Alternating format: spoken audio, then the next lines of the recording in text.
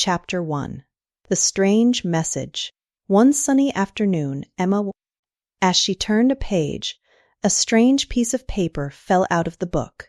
It was folded neatly. Curious, Emma opened it. The message on the paper read, "Find the hidden key to unlock the secret room. It is near the big tree in the garden. Time is running out." Emma's heart raced. What secret room? What key? She decided she had to find out. Emma looked out of her window and saw the big tree in the garden. She had lived in this house her whole life, but never heard about any secret room. Excited and nervous, she ran outside to the garden. Chapter 2. The Search Begins. Emma reached the tree.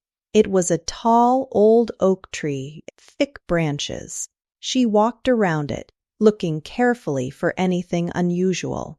At first, there was nothing. She looked down at the ground, hoping to find something. Then she saw it, a small hole in the ground near the tree's roots. She knelt down and carefully dug around it.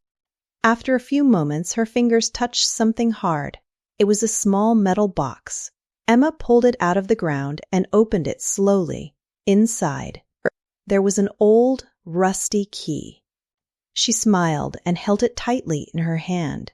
This was the key to the mystery. But what did it open?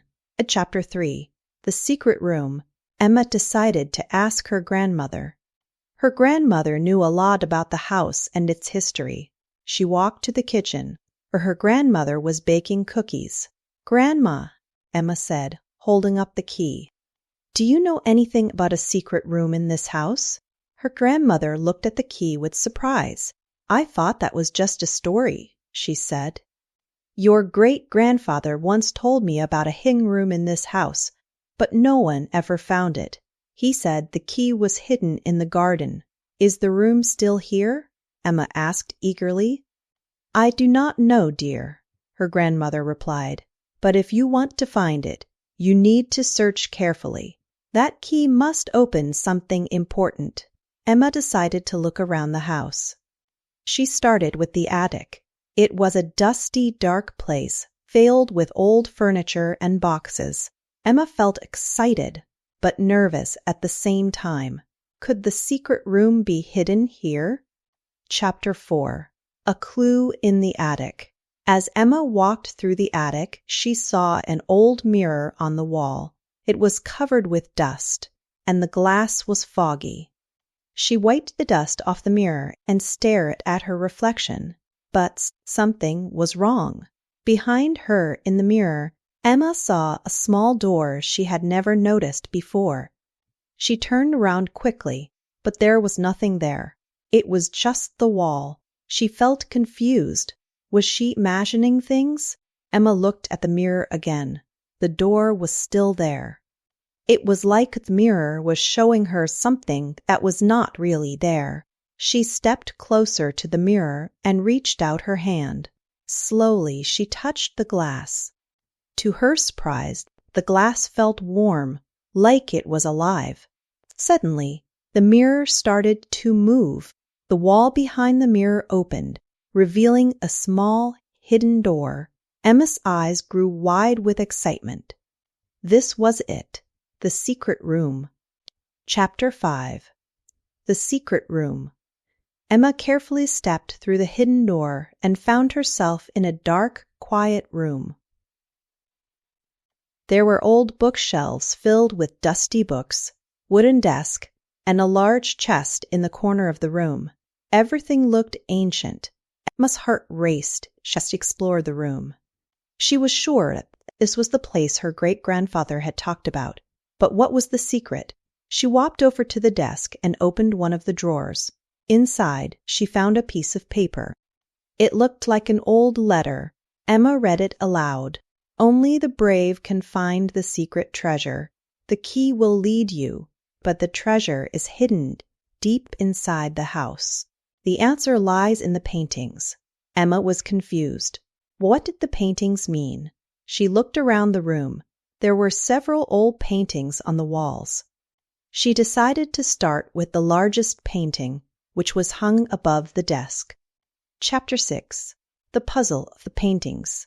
The painting showed a beautiful landscape, with a mountain in the distance and a river flowing through a valley. It looked peaceful and calm. But something was strange about it. There was a small symbol in the corner of the painting, a triangle with a line through it. Emma stared at the symbol. It looked like a puzzle. Could this be the clue? She looked at the other paintings. Some were of people, others were of nature, but each painting had a small symbol in the corner. Emma quickly took out her notebook and wrote down all the symbols she saw. A triangle with a line through it, a circle with a dot in the middle, a square with a diagonal line across it, a star with 4 points. What did they mean? Emma did not know yet, but she was sure they were important. Chapter 7. The Hidden Message. Emma spent the next few days studying symbols. She even asked her grandmother about them, but her grandmother did not know what they meant. Emma decided to look for more clues. One day, she found a book in the attic that mentioned something called the key of the house. It was said to unlock a great treasure hidden by her ancestors. The book explained that the symbols in the paintings were part of a code. Each symbol represented a letter in the alphabet. Emma began to work out the code. Triangle with a line equals T. Circle with a dot equals O. Square with a diagonal line equals X. Star with 4 points equals E. When Emma put the letters together, she realized they spelled the word toque, but that did not make sense. She decided to try another combination of symbols. This time, she tried the first letter of each symbol in the order she found them. T, triangle, O, circle, X, square, E, star. This time, it spelled TX. Emma smiled. She had cracked the code. Chapter 8. A Hidden Message Revealed. The word text was the key to unlocking the next part of the mystery. Emma knew that she had to find a text, a message, or a book that would explain what to do next. She returned to the secret room and looked around. The desk had a drawer she had not opened yet. She slowly pulled it out and found an old, worn book. The cover was faded, but that there was something written on it in gold letters. The Secrets of the House.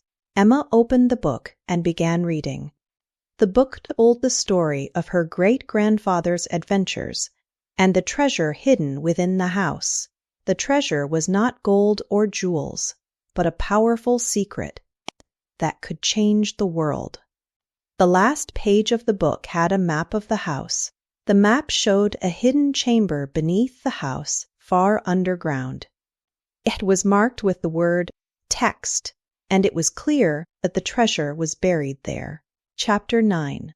The Final Clue. Emma was excited, but also nervous. She had found the treasure's location, but there was one last mystery to solve. How could she get to the hidden chamber? The book did not explain that. Emma remembered the old chest in the secret room. Could it hold the final clue? She rushed over to it and carefully opened the lid.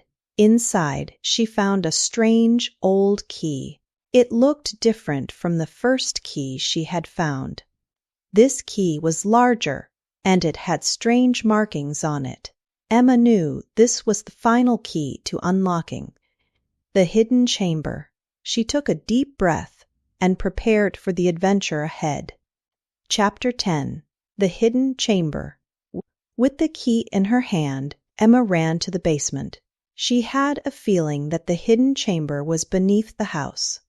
She searched the walls and finally found a small door hidden behind a pile of old boxes. The key fit perfectly into the lock. As the door creaked open, Emma stepped into the dark chamber. Inside, she found a large stone table with strange symbols carved into it. There was no treasure in sight. But then the table began to glow. The symbols on the table light up one by one, and the ground shook. Slowly, a door opened in the wall. Behind it was a large, golden chest. Inside the chest, Emma found the true treasure, a book of knowledge that had been passed down through generations. It was the key to unlocking the secrets of the universe. Emma smiled.